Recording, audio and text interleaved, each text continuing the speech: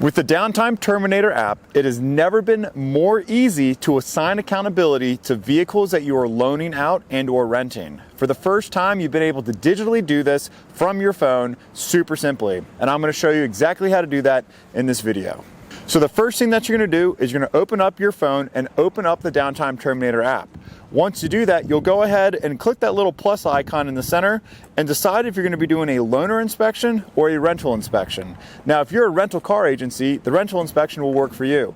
But if you're a company like me and you have to loan out equipment, you're going to go ahead and select that loaner vehicle. So the first thing that I'll do is I'll go ahead and open up my loaner inspection, and this is the pre-trip inspection. I'll go ahead and select my vehicle, which is a dedicated loaner vehicle, and that is my Ram. And for this one, the job name, I'm going to call the video demonstration.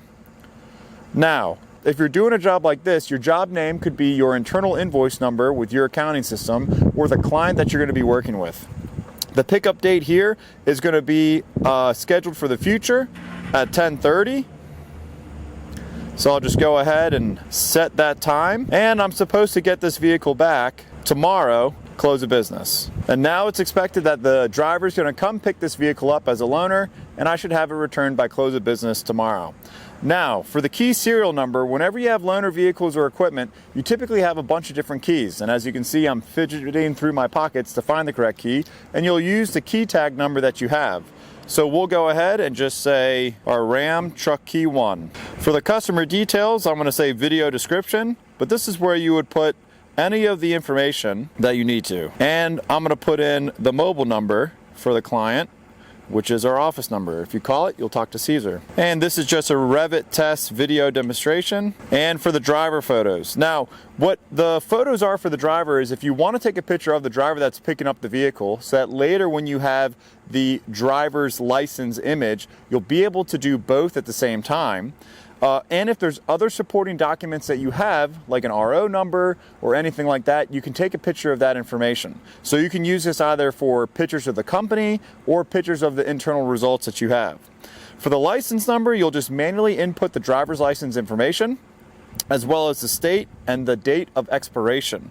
You'll then be able to very simply open and add an image or add and edit an image and take a photo. And just for this, we're going to go ahead and use the front of the truck and the back of the truck. Now, this is what you would actually want to be doing inside your office. All of these steps happen before you even come outside to the vehicle, and you can do it from a Windows, Microsoft computer, or your iOS powered device. So I'm just going to go ahead and take a picture and submit that. And remember, this is supposed to be a driver's license, but I don't have a driver's license that I can show you that doesn't reveal too much personal information. So we'll go ahead and continue here and save that.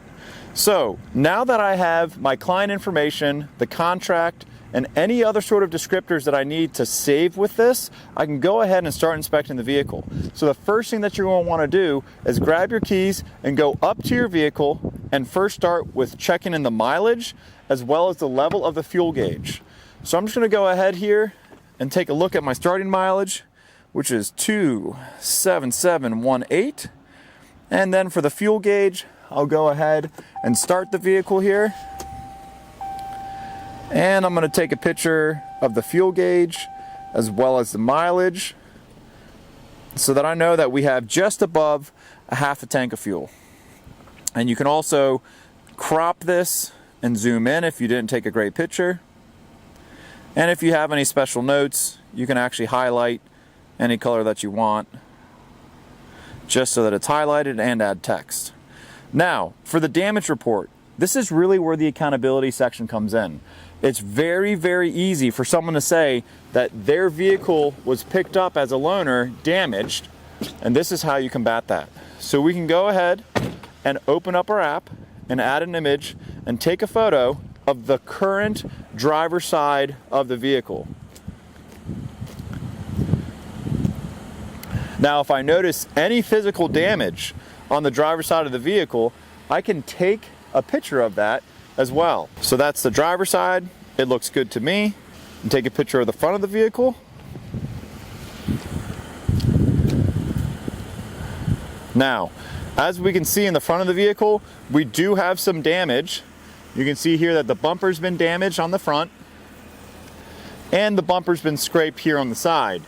Now this occurred on another loaner situation, and we don't want the current loaner to be responsible for the damage that they did not complete. So once we add these images, we'll be able to continue onto the passenger side. Now I'll walk up closer on the passenger side to see if there's any sort of damages. I see here that there's a little damage on this lower rocker, as well as a couple of dents on that side. And I can also go back in and I can submit these, and I can also add and edit images. If it's not clear where the damage is, I can actually add that information.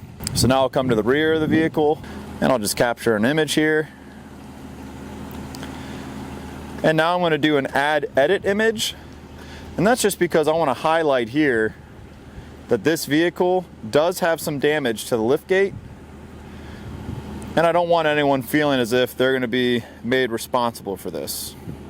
And now what I'm going to do is actually go for the interior cargo. And whenever we're loaning out a vehicle, I always like to test to make sure everything's working. So this says interior cargo. Now, however, it is clear that this is a pickup truck. So I'll just go ahead and take a picture of the back. And I'm just going to test to make sure that my liftgate is working correctly. And I'm just going to take a picture here of the top of the vehicle. You want to do this sometimes because people will use your loaner vehicles with ladder racks or without a ladder rack, and they'll end up damaging the whole roof. So you just want to make sure everything is operational and good, so that if they get onto a job site and they say, hey, the liftgate's not working, we know that it was working when it left here, and that we probably have to do some form of diagnostic for them. Now, at this point, we can go ahead and add some interior photos of the vehicle. So I can go ahead and open the door of the vehicle and take some interior photos. I can note here that there's a small tear in the seat so that it is apparent, and they can see here that everything is ready to go. I actually see here that we have a damaged window switch. So this is going to report that we have a damaged window switch here to the fleet manager, so we can go ahead and fix that. At this point of the inspection, we are ready for this vehicle to leave. However, because this is a loaner vehicle, let's say by chance one of our clients wanted to also borrow a heated pressure washer, we would then list that as special equipment. But as you guys can see, this is just the truck that they're borrowing and there's no additional equipment. So I can just take a photo of the back and say in the additional notes that there was no special equipment added.